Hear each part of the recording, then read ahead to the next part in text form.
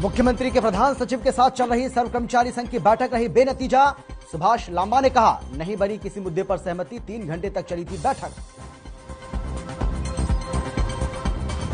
DAP खाद की किल्लत को लेकर यमुनानगर में किसानों का प्रदर्शन। कृषि मंत्री जेपी दलाल ने कहा, नहीं है प्रदेश में खाद की कोई समस्या।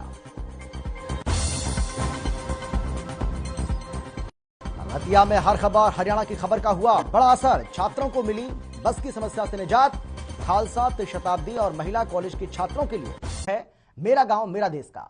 श्री भगवत गीता जयंती शोभा यात्रा को लेकर शिक्षा मंत्री कृपाल गुर्जर ने हरी झंडी दिखाई, उसको रवाना किया। तो वहीं उन्होंने राहुल गांधी के युवा हिंदुत्व के बयान पर प्रतिक्रिया व्यक्त करते हुए कहा है कि राहुल गांधी तो अपनी पार्टी के लिए समस्या है, उन्हें जानकारी नहीं है कि हिंदू क्या है और हिंदुत्व क्या है, इसीलिए उनके सारे प्रवक्ता उलझे हुए हैं, परेशान हैं।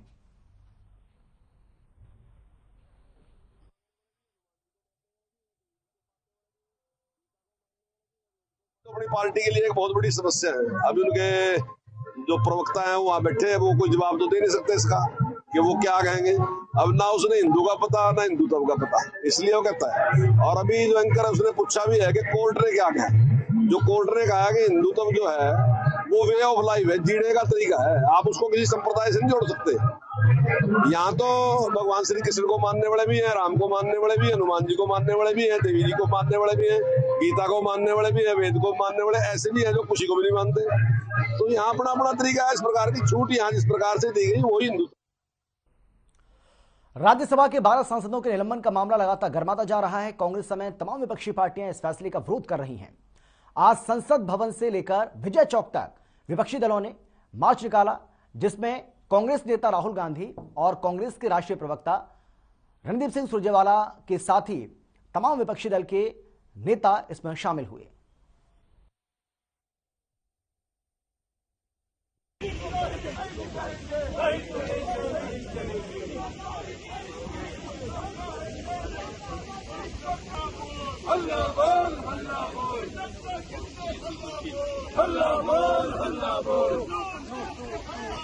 तो ये तस्वीर आपको दिखा रहे हैं, विपक्षी दलों की ओर से लगातार राज्यसभा के 12 सांसदों का जो निलंबन का मामला है उसको उठाया जा रहा है। इस मुद्दे को पुरजोर तरीके से कांग्रेस पार्टी सहित तमाम जो विपक्षी पार्टियां हैं ये उठा रही हैं और इसमें वो पार्टियां शामिल हैं जिन पार्टियों के सांसदों को निलंबित किया गया है।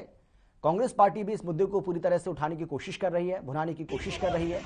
और आज आपको बता दें कि संसद भवन से लेकर विजय चौक तक ये जो पैदल मार्च निकाला गया, इसमें कांग्रेस नेता राहुल गांधी और इसके साथ ही कांग्रेस के राष्ट्रीय महासचिव रणदीप सिंह सुरजेवाला शामिल हुए। इसके साथ ही आप शिवसेना नेता संजय राउत को भी इसमें देख रहे हैं। इसके अलावा और भी कई विपक्षी पार्टियों के जो नेता हैं वो भी इसमें शामिल हुए।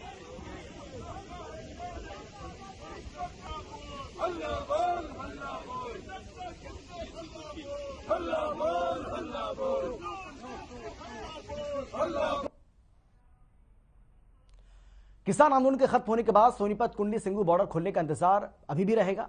हालांकि दिल्ली पुलिस ने भारी कंक्रीट की दीवार को तोड़ने का काम पूरा तो कर लिया है, लेकिन इसके बाद भी अपनी बैरिकेडिंग लगा रखी है। दिल्ली पुलिस ने बैरिकेडिंग इसलिए लगाई है ताकि हाईवे की साफ सफाई का काम पूरा हो सके। इस बारे में जानकारी देते हुए हरियाणा हाईवे प्रभारी ने बताया है कि 2 दिन के अंदर ही पूरी तरह से कुंडली सिंगू बॉर्डर साफ कर दिया जाएगा। जब तक सभी लोगों से अपील की जाती है कि वो कृपया जाम की स्थिति ना बनाएं।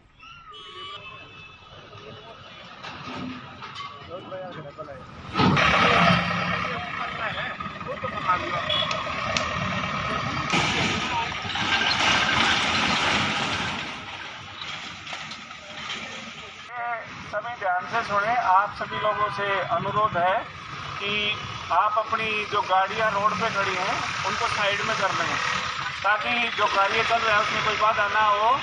और आपके सहयोग से ये दिल्ली का रोड जल्दी से जल्द खुल जाए। और खासकर मैं इन ऑटो वालों से कहना चाहता हूँ कि ये यहाँ पे पार्किंग ना करें, कहीं आगे जाके खुली जगह में करें। इनकी वजह से यहाँ जाम की स्थिति हो रही है, तो आप 1-2 दिन तक तो बिल्कुल भी इनको ऑटो को यहाँ खड़ी ना होने दें। धन्यवाद।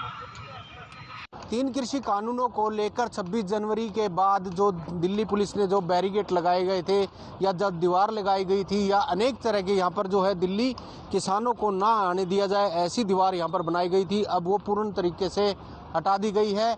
आपको बता दें कि लगातार जो है युद्ध स्तर पर जो है हरियाणा और दिल्ली लगातार जारी है। आपको बता दें कि यहाँ पर जो गाड़ियाँ जो दिल्ली दूर नहीं है, दिल्ली बहुत नज़दीक है। पहले दिल्ली दूर लगती थी लेकिन अब दिल्ली नज़दीक लगेगी, क्योंकि जिला सोनीपत के जो 60% जो लोग हैं, जो दिल्ली जाने वाले व्यक्ति हैं, जो व्यापारी व्यक्ति हैं, जिनकी आया जो रोज़मर्रा की जो रोजी रोटी के लिए जो दिल्ली दूर मानते थे, उनको जल्दी ही बड़ी राहत मिलेगी। और आपको बता दें कि चंडीगढ़ से दिल्ली जाने वाला हाईवे जो जल्दी ही दिल्ली की जो सीमा है वो जल्दी खुल जाएगी और जल्दी ही दिल्ली जाने वाले व्यक्तियों को बड़ी राहत मिलेगी।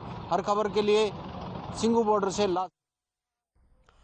किसान आंदोलन के खत्म होने से झज्जर के व्यापारियों को बड़ी राहत मिली है। छोटे दुकानदारों ने इसे लेकर खुशी जाहिर की है। व्यापारियों का कहना है कि यह आंदोलन पहले खत्म हो जाता तो हमें इतना नुकसान नहीं होता।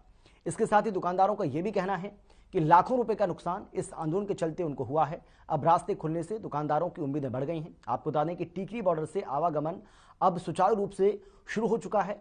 NH9 पर बहादुरगढ़ से सीधे टीकरी बॉर्डर पर आना जाना शुरू हो चुका है।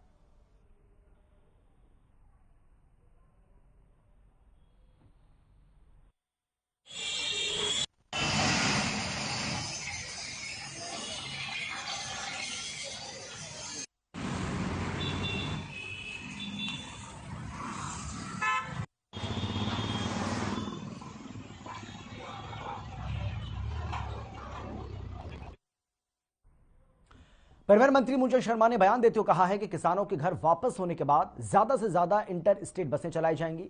वहीं मूलचंद शर्मा ने HPSC भर्ती फर्जीवाड़े मामले पर बयान देते हुए कहा है कि विपक्ष अपनी बात रख सकता है, उनको हक भी है, लेकिन उतनी सच्चाई है नहीं जितना बड़ा चढ़ाकर इसको बोला जा रहा है। साथ ही मंत्रिमंडल विस्तार को लेकर कहा है कि यह मुख्यमंत्री का एकाधिकार है और वो जब चाहें जिसे हटा सकते हैं, जब चाहें जिसे ला भी सकते हैं।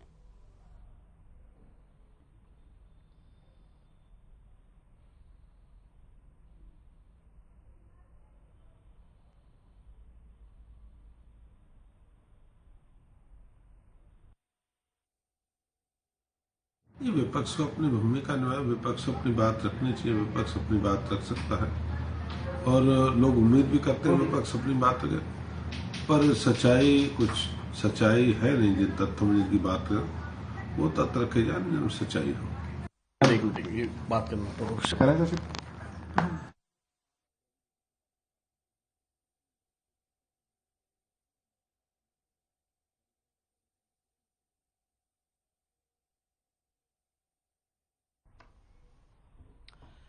बिजली मंत्री रणजीत सिंह चौटाला जनता दरबार में लोगों की समस्याएं सुनने के बाद मीडिया से बातचीत करते हुए लाइन लॉस के बारे में कहा है कि जल्द ही प्रदेश में लाइन लॉस कम करने का लक्ष्य रखा जा रहा है। इस समय लाइन लॉस 14.5% है, जबकि इसे घटाकर 13% तक लाना है। इसके लिए बिजली विभाग लगातार छापेमारी कर रहा है। चौटाला ने कहा है कि हुड्डा सरकार के दौरान बिजली विभाग 3,700 करोड़ की घाटे में था, लेकिन मुख्यमंत्री मनोहर लाल के आते ही 370 करोड़ रुपए के मुनाफे में आ गया। आपको बता दें कि लाइन लॉस 37% से घटकर अब 14.5% तक हो गया है। हजारों की संख्या में मीटरों की जांच हुई, चोरियां पकड़ी गईं, जिससे विभाग को 9 करोड़ रुपए का राजस्व भी हासिल हुआ।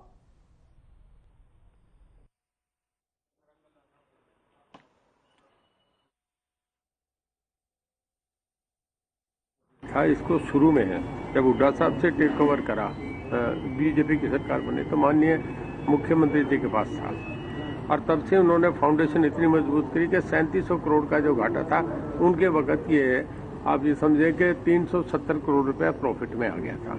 लाइन लॉस 37 से घट के 17% पे आ गया था। 31% था, 31.4 था, उसके बाद 17 पे आ गया था और अब ये पिछले 2 साल में अब ये 14.5% है और परमात्मा ने चाहा तो ये साल खत्म होने तक मैं इसे 13% पे ले आऊंगा।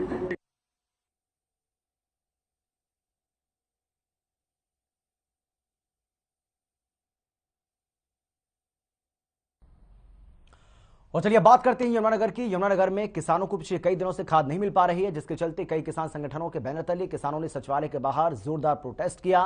खाद की कमी के चलते किसान बेहद परेशान हैं और भारी संख्या में किसान जब जिला सचिवालय में दाखिल होने लगे तो पुलिस ने उन्हें सचिवालय गेट पर ही रोक लिया, जिसके बाद किसानों ने गेट पर ताला लगा दिया और कहा कि जब तक प्रशासनिक अधिकारी उनकी बात सुनने नहीं आते तब तक ताला लगा रहेगा। किसान नेताओं का आरोप है कि पिछले कई दिनों से उन्हें खाद नहीं मिल पा रही है, जिसके चलते उनकी फसल बर्बाद होने लगी है।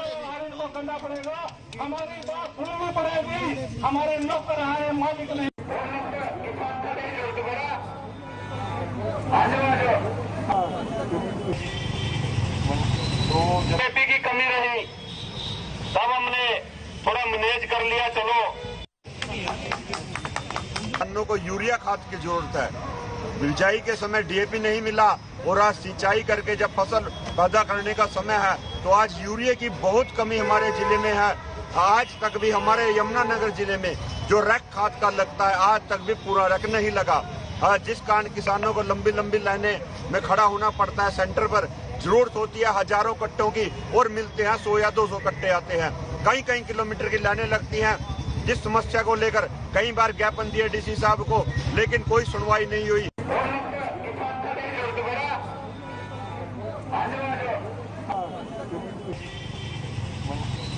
खेती की कमी रही तब हमने। कृषि मंत्री जेपी दलाल ने किसानों से अपील की है कि पर्याप्त मात्रा में खाद की खरीद करें। दिसंबर और जनवरी की खाद उतनी ही लें जितनी की आवश्यकता हो। साथ ही कहा कि किसानों को घबराने की जरूरत नहीं है, सरकार किसानों के साथ खड़ी है। सरकार ने किसानों के हित में काम किया है और लगातार कर भी रही है। साथ ही कहा कि आने वाले हफ्ते में 80 से 90 हजार टन यूरिया आ जाएगी। इसके अलावा जेपी दलाल ने कहा है कि हमारी सरकार की इच्छा है कि जो भी किसानों पर केस दर्ज हैं उन्हें जल्द वापस लिया जाए, लेकिन इसकी एक प्रक्रिया होती है। अगर ये केस कोर्ट में है तो कोर्ट से ही सहमति लेनी पड़ेगी। हरियाणा सरकार ने सभी जिला अध्यक्षों को आदेश जारी कर दिए हैं कि वो जल्द से जल्द किसानों पर हुए केसों की लिस्ट बनाकर सरकार को सौंप दें।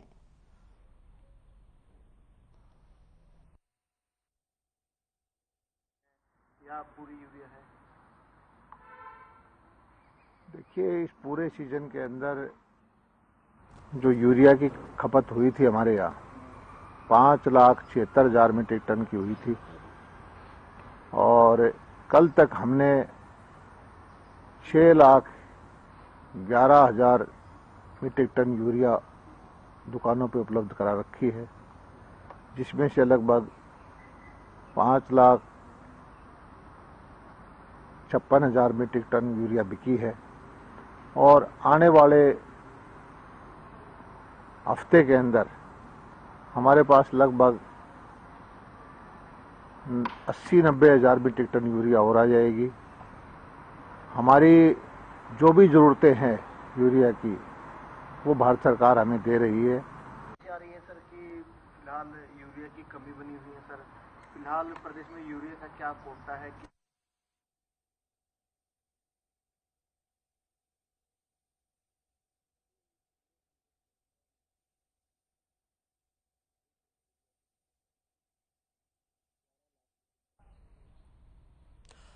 और चलिए एक छोटे से ब्रेक के लिए हम रुक रहे हैं। ब्रेक के बाद कुछ और खबरें हैं।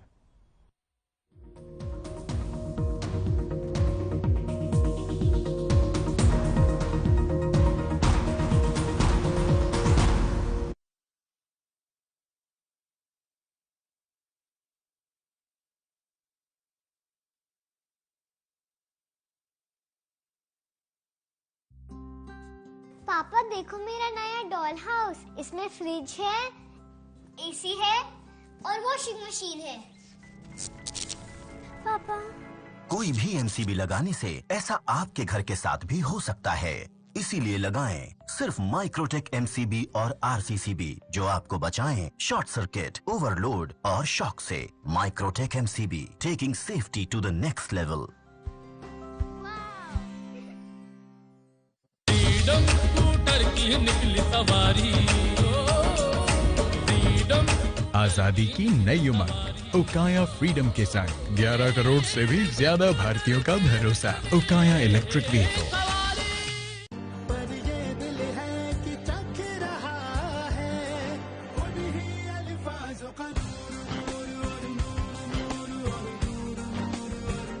दूर कितना भी जाओ, इस जुबान से दूर ना जा पाओगे। विमल, बोलो जुबान केसरी। मेरे जैसा कोई दूसरा? चुलबुलापन जिसकी हर बात में घुल जाए, जिंदगी में रंग भर दे। मेरी जैसी मेरी अपनी पताका। पताका चाय, गजब का स्वाद। जुबान के लिए उड़ चला गैरों की ज़मीं पर, खुशबू अपने पन की ढूंढता। दूर कितना भी जाओ, इस जुबान से दूर ना जा पाओगे। विमल, बोलो जुबान केसरी। मेरे जैसा कोई दूसरा? चुलबुलापन जिसकी हर बात में घुल जाए, जिंदगी में रंग भर दे। मेरी जैसी मेरी अपनी पताका। पताका चाय, गजब का स्वाद। निरमा शुद्ध नमक कहीं से खरीद के रिफाइन किया गया नमक नहीं, ये पानी से पैक तक का सफर तय करता है निरमा के अपने 30,000 एकड़ के प्लांट में आधुनिक वैक्यूम इवेपोरेशन मेथड से, इसलिए इसमें अशुद्धि। ले आइए उकाया होम इन्वर्टर बैटरी। इसकी एडवांस ट्यूबुलर टेक्नोलॉजी देती है quick recharge and longer backup. उकाया, नेवर स्टॉप इंडिया। एक्शन टेसा बॉयलो BWP बोर्ड खाते ही हमारे दांत गए टूट, हमारी तो फौजों के प्राण गए छूट। डालो उबलता पानी, कर दो नीस तो नाबूद। Termite proof, border proof, fire retardant, extra tough and for the first time in the world, boiling waterproof. Action Tesa Boilo, सबसे मजबूत। पंजाब है जसप्रीत का ठिकाना, मुंबई है आदर्श का आशियाना, केरल का गोविंद निवासी, कोलकाता में जन्मे है काशी। हर हिंदुस्तानी की शान, ARB बियरिंग्स जोड़े सारा हिंदुस्तान।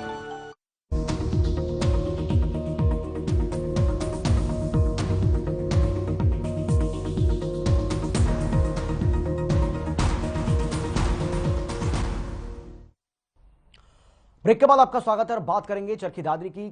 चरखी दादरी जिले के गांव चंदेरी में विनय सांगवान के फ्रांस में आयोजित international kettlebell marathon federation championship में गोल्ड मेडल जीतने पर सम्मान समारोह का आयोजन किया गया, जिसमें मुख्य अतिथि के तौर पर पूर्व सहकारिता मंत्री सतपाल सांगवान पहुंचे। विनय सांगवान ने अपने संबोधन में कहा है कि कड़ी मेहनत करके हर मुकाम को हासिल किया जा सकता है।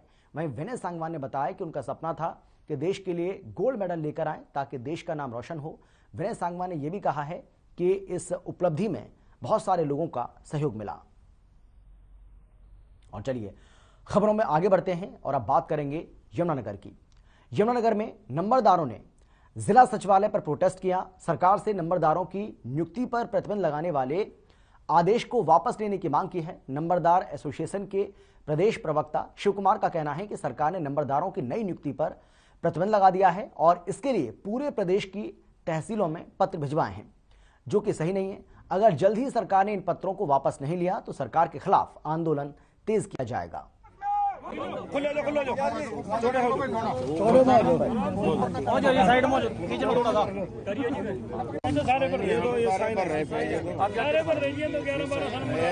उपायुक्त महोदय को देनी है, अगर वो नहीं आते तो हम यही सरकार के अस्तित्व की तरफ उंगली उठाई है। उस सरकार का अस्तित्व ना देश में बचा, ना समाज में बचा, ना प्रदेश में बचा। दोस्तों, आज हम समाज को बचाने के लिए लड़ाई लड़ रहे हैं, ना कि अपने अस्तित्व की। नंबरदार एक समाज का समर्पित कार्यकर्ता और इंसान है, जो समाज को जोड़ के रखता है, आपस में मिलवर्तन रखता है। और इस सरकार ने सरबराह नंबरदार पर तो रोक पहले लगाई थी, लेकिन नंबरदार ने की नई नियुक्ति पर भी रोक लगा दी, जो समाज के साथ बड़ा विश्वासघात है। पता नहीं कौन इस सरकार को ऐसी ऐसी गलत शिक्षा देता है। और अभी तो नंबरदारों ने सिर्फ अंगड़ाई ली है, सिर्फ सांकेतिक तौर पर यह जगाया है कि आप बहुत जल्दी 23/11 का पत्र है, बहुत जल्दी उसको वापस ले लो, नहीं तो फिर किसान आंदोलन से तो 2-4 होना पड़ा ही है। लेकिन जब नंबरदारों के आंदोलन को फेस करोगे तो सरकार टिक नहीं पाएगी कहीं भी। और सरकार को फतेहाबाद में बस सेवा से जूझ रहे छात्र छात्राओं ने एक बार फिर से सड़क पर उतरकर अपना विरोध जताया। छात्रों ने सड़क पर जाम लगा दिया। छात्राओं का कहना है कि स्कूल कॉलेज आने जाने के लिए बस की सुविधा न होने से उन्हें दिक्कतों का सामना करना पड़ रहा है। भुना इलाके के नाडोडी गांव से सुबह 1 बस जाती है, जो यात्रियों की संख्या के लिहाज से नाकाफी है। स्कूल की छुट्टी का समय 2 बजे का है, लेकिन बस का समय 4 बजे है। छात्राओं को 2 घंटे तक बस स्टैंड पर ही इंतजार करना पड़ता है। रात को कई बार अवगत कराया जा चुका है, लेकिन अभी तक कोई समाधान नहीं हुआ।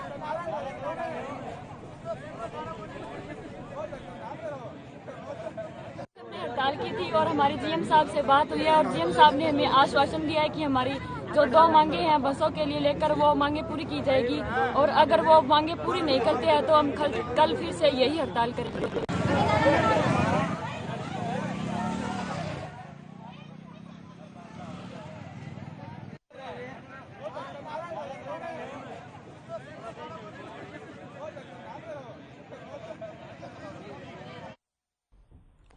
कुरुक्षेत्र में चल रहे अंतर्राष्ट्रीय गीता महोत्सव में राज्यपाल बंडारू दत्तात्रेय, केंद्रीय संस्कृति और पर्यटन मंत्री जी किशन रेड्डी, गीता मनीषी स्वामी ज्ञानानंद ने वैश्विक गीता पाठ का शुभारंभ किया। इस दौरान कुरुक्षेत्र ब्रह्म सरोवर पर 15 स्कूलों के 1155 स्कूली छात्रों ने गीता श्लोकों का उच्चारण किया। इस मौके पर महोत्सव में अनूठा रिकॉर्ड भी बना, जब प्रदेश भर के 2500 स्कूलों के 55,000 छात्र ऑनलाइन जुड़े।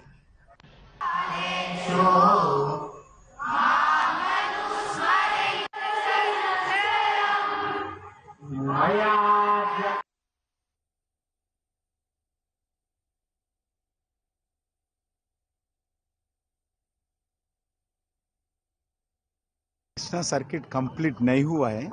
कृष्णा सर्किट का निर्माण प्रारंभ हुआ है और कृष्णा सर्किट के लिए हरियाणा सरकार, केंद्र सरकार मिलकर और भव्य कृष्णा सर्किट बनाने वाले हैं। दुनिया में इस जो पवित्र स्थान है, इस स्थान को और भव्य नाम लाने के लिए मुख्यमंत्री मनोहर जी खट्टर जी के नेतृत्व में केंद्र सरकार भी उनको सहायता देंगे और केंद्र सरकार के द्वारा भी आने वाले दिन में इस पवित्र स्थान को दुनिया भर से पर्यटक आए, देश भर से लोग देखने के लिए आए। ऐसा एक अच्छे डिजिटल टेक्नोलॉजी के द्वारा इस स्थान को भव्य सुंदर क्षेत्र बनाने के लिए। वहीं कुरुक्षेत्र के गीता ज्ञान संस्थान में चल रहे गीता जयंती जो महोत्सव है, उसमें परिवहन मंत्री मूलचंद शर्मा पहुंचे, जहां गीता मनीषी स्वामी ज्ञानानंद महाराज ने उनका स्वागत किया। परिवहन मंत्री मूलचंद शर्मा ने कहा है कि इसी धरा पर ज्ञान का प्रचार प्रसार किया गया। कुरुक्षेत्र की भूमि पूरे विश्व में जानी जाती है। गीता का उपदेश सारी दुनिया को जीना सिखाता है। परिवार में, गृहस्थ में, इसके साथ ही मित्र में ज्ञान का संदेश गीता देती है। सबसे बड़ी समस्या है यहाँ पर अपने जीवन का नहीं हारा। गीता जयंती का समारोह सरकारी कार्यक्रम में उसमें आया हूँ और ज्ञानानंद महाराज जी के आश्रम में, जहाँ ज्ञान का प्रचार प्रसार है, सभी आए हैं और गुरु जी के आश्रम में यहाँ से कुरुक्षेत्र के ऐसे भी सारी दुनिया में धर्म का प्रचार, यहाँ गीता का उपदेश दिया और ये उपदेश सारी दुनिया में जीना सिखाता है। परिवार में, गृहस्थ में, भाई में, मित्र में, दोस्त में ये ज्ञान का संदेश। धर्मनगरी तीर्थों की संगम स्थली कुरुक्षेत्र में हरियाणा के परिवहन मंत्री मूलचंद शर्मा पहुंचे। मूलचंद शर्मा ने कुरुक्षेत्र की गीता ज्ञान संस्थानों में आयोजित सेमिनार में शिरकत की और गीता के ऊपर अपने विचार रखे। उन्होंने कहा कि आज पूरे विश्व में गीता की वजह से ही कुरुक्षेत्र की पहचान है, कुरुक्षेत्र की धरती की पहचान है। उन्होंने कहा कि इसी धरती पर भगवान श्री कृष्ण ने अपने मुखारविंद से गीता का संदेश दिया था। गीता का संदेश मनुष्य को जीने का मार्ग बताती है और आज के जीवन में भी गीता सार्थक है। इस मौके पर उन्होंने कहा कि जब मनुष्य मोहग्रस्त हो जाता है तो गुरुओं की शरण में जाता है और उस महाभारत के समय भी अर्जुन को भगवान श्री कृष्ण ने ही मोह भंग किया था। उनका मोहग्रस्त अर्जुन को गीता का संदेश दिया था। हर खबर हरियाणा के लिए कुरुक्षेत्र से विनोद कुमार।